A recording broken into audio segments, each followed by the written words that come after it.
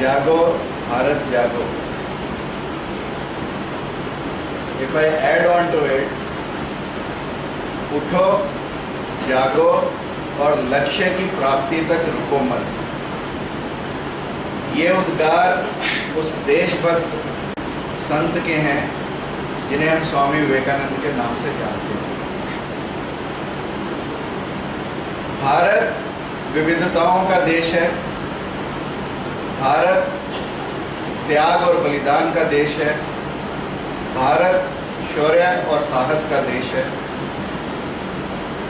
यहाँ के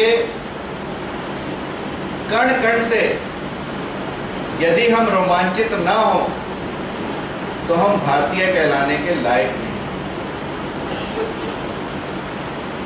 भारत में यदि फूल की अभिलाषा भी, चाहा नहीं मैं सुरबाला के गहनों में गूंथा जाऊं, चाहा नहीं मैं भाग्य देवों के सिर चढ़ भाग्य पर इठलाऊं, मुझे तोड़ लेना वनमाली, उस पथ पर तुम देना फेंक, मातृभूमि को शीश झुकाने जिस पथ जाते वीर अनेक, मातृभूमि को शीश झुकाने जिस पथ जाते वीर. ये एक फूल की अभिलाषा. पशु पक्षी जटायु के बलिदान से आप सब लोग परिचित हैं. अकेला ऐसा जीव था जिसने रावण के रास्ते को रोका जब वो सीता मैया को उठाकर ले जा रहा था और अपने प्राणों की आहुति दी. ये जानते हुए भी कि रावण को हराना असंभव है, रावण से लोहा लेना असंभव है, परंतु फिर भी अपने प्राणों की बाजी लगाई, रावण से युद्ध किया, रावण को रोकने का प्रयास किया और मां सीता को रावण के बंधन से छुड़वाने का प्रयास किया. यदि मैं फूलों और पक्षियों की बात ना करूं तो यहां की पृथ्वी की प्रत्येक वस्तु, चाहे वो हमारी नदियां रही हो, चाहे वो हमारे पर्वत रहे हो, हमने 7 पर्वत 7 नदियों को पूजा. और जब हनुमान जी इतना बड़ा समुद्र लांघकर लंका में मां सीता को खोजने जा रहे थे तो पर्वत भी रोमांचित हुआ और कहते हैं मिनाक पर्वत समुद्र में से निकलकर ऊपर आ गया और हनुमान जी से विनती की कि हनुमान जी आप चाहो तो कुछ क्षण के लिए विश्राम कर सकते हो. यानी प्रकृति की प्रत्येक वस्तु भारतीयता से रोमांचित है. भारत में प्रत्येक व्यक्ति जिसने सेवा के कार्य किए, जिसने त्याग के कार्य किए, जिसने बलिदान के कार्य किए, उनसे रोमांचित है. यह है हमारी भारत की भूमि. अमेरिका सिर्फ 150 साल पहले आजाद हुआ. आज अमेरिका के जो ओरिजिनल लोग थे जिन्हें हम रेड इंडियंस कहते थे, they are only 20 lakhs in population. But still America is the superpower. Have you ever thought why?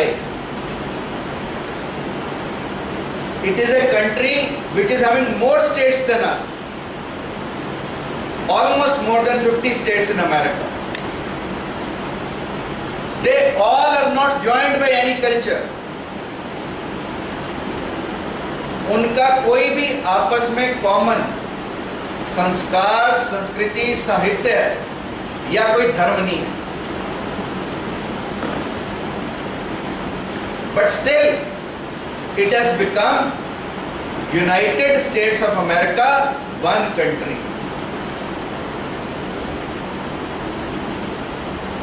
Have you ever thought why? Japan is a very small country. ना कोई agriculture है, only 20% of Japan is having agriculture. ना कोई लोहा वहां पर निकलता है, ना कोई इस्पात निकलता है, ना कोई कोयला निकलता है, ना कोई कोयले की खानी. But still it is the economic power of the world. Have you ever thought why? Because those people are true nationalists. and we are pseudo nationalists. They only worship one flag.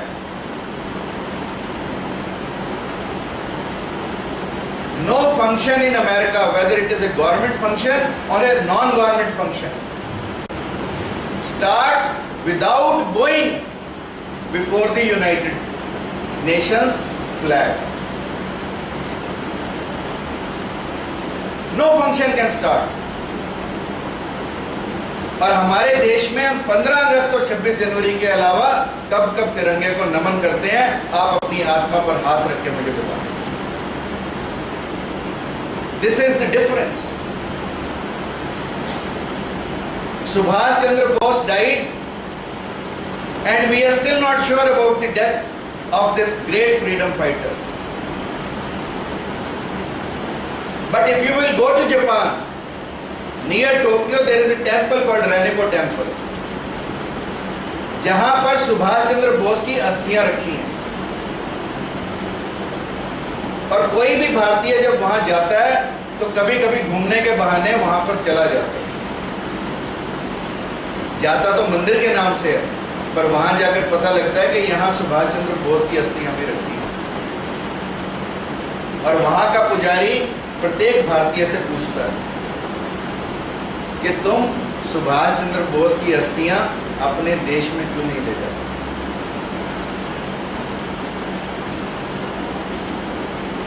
परंतु हम अपने आप से नहीं पूछते.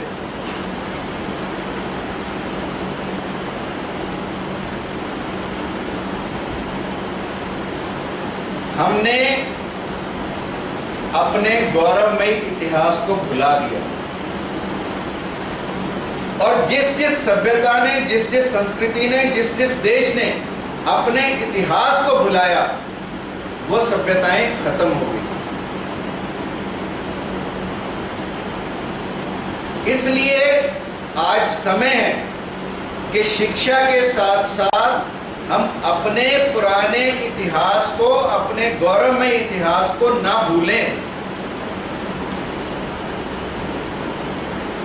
हमने संस्कृत को भुला दिया, अपनी संस्कृति को भुला दिया, अपनी रामायण को भुला दिया, अपनी गीता को भुला दिया, अपने वेद, उपनिषद, पुराण और दर्शन सबको भुला दिया.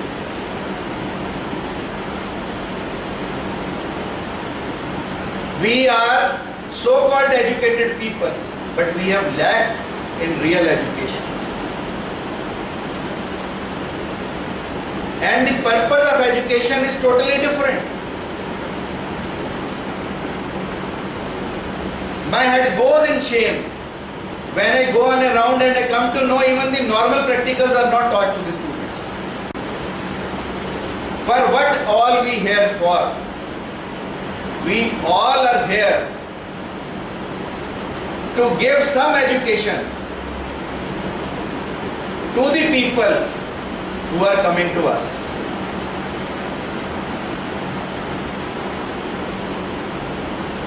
But it is a time for self-introspection. जब हम अपने आप से प्रश्न पूछें कि आज मैंने किसी भी विद्यार्थी के लिए क्या किया. Have I done justice? यदि शाम को जाकर अपनी डायरी लिखें और उसमें हम रोज ये लिखना शुरू करें कि आज मैंने इस देश के भविष्य के कर्णधारों के लिए क्या किया, अपने आप से जवाब मांगे. और जिस दिन हम ये कार्य करने लगेंगे, उस दिन इस देश में इतनी ताकत है कि अमेरिका या जापान भारत के आगे कहीं टिक नहीं पाए. I went to China. I had a guide with me. He was running on a fast pace. I also normally walk fast, but he was faster, super fast. I asked him, why are you running so fast? The simple answer was, America को पीछे छोड़ना.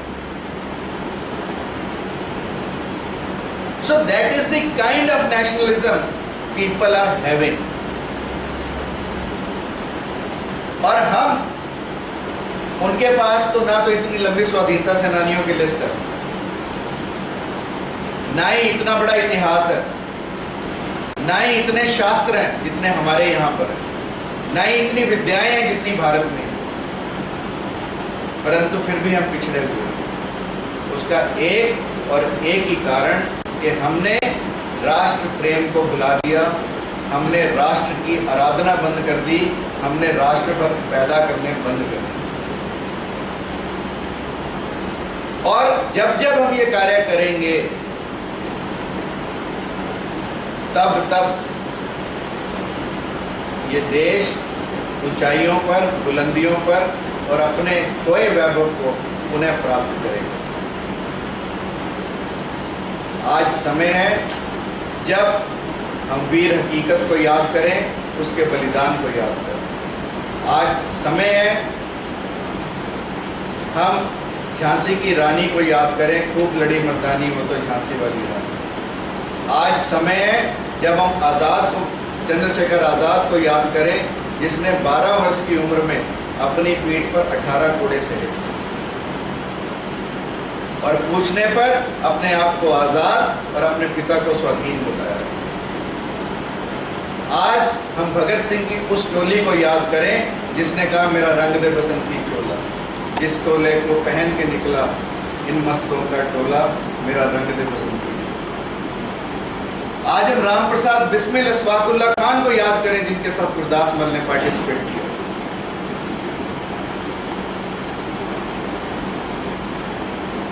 सरफरोशी की तमन्ना अब हमारे दिल में है, देखना है जोर कितना बाजुए कातिल में।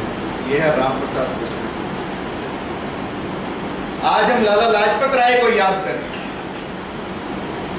जिन्होंने कहा कि मेरी सिर पर पड़ी एक एक लाठी अंग्रेजों के कफन में आखिरी कील का काम है।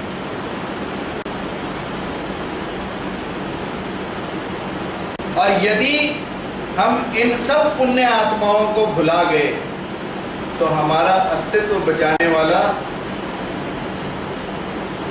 कोई शंकर या कोई विष्णु पैदा नहीं होता।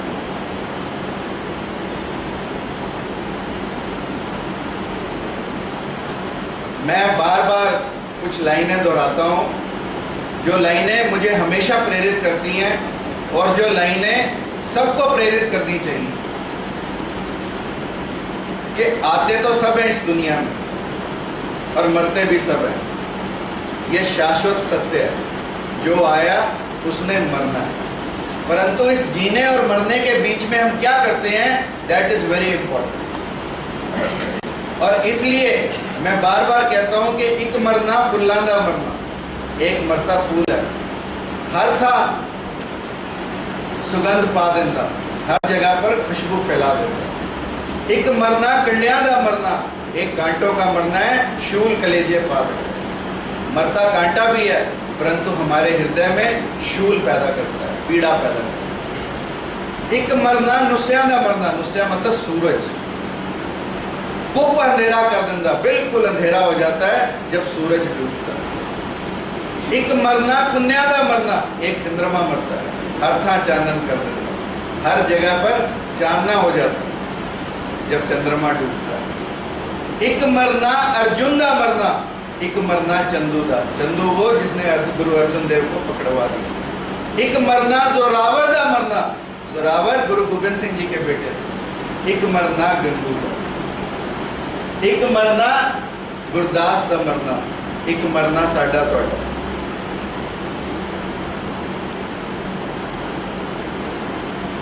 जरे जरे विच खून सजन, मेरे साहिबा दस दे मैनू इंज मरा के उंज मरा, मैं कैसे मरूं मेरे को बता दे भगवान, कि मैं फूल की मौत मरूं, मैं कांटे की मौत मरूं, मैं सूर्य की मौत मरूं, मैं चंद्रमा की मौत मरूं, मैं अर्जुन की मौत मरूं या चंदू की मौत मरूं, मैं जोरावर की मौत मरूं या गंगू की मौत मरूं या गुरदास मल की मौत मरूं, या अपनी मौत जिस जिंदगी को मैं जी रहा हूं ऐसी मरूं। मेरे साहिबा हे भगवान दस दे मैनू इंज मरा के उंज मरा, जर्रे जर्रे विच खून सजंदा, शीश तरह के पैर।